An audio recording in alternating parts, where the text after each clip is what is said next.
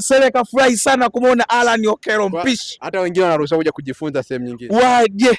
Na mimi ninachokuambia, Libase Gay akija kwenye mechi za Yanga atakuwa fundi sana. Akija kwenye mechi za Yanga kujifunza Alan Okello anapikaje, kwa nini sio mchoyo. Mimi atajifunza vitu vingi wote kina Loemba.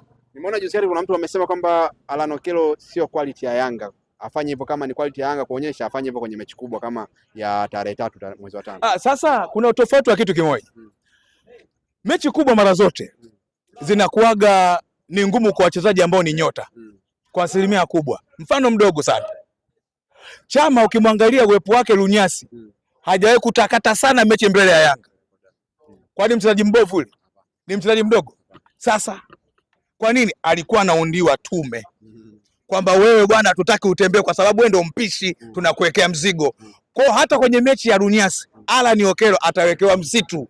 Kwa sababu usipomwekea msitu Alan Okello atapiga fidadi kama leo hii. Vizuri tu.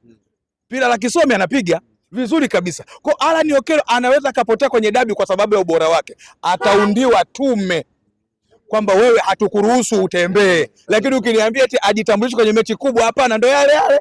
Yaani unaufahamu mpira ki experience lakini sio kidigitali kwa sasa. Wewe ni muhuni tu. Mimi ninachokwambia.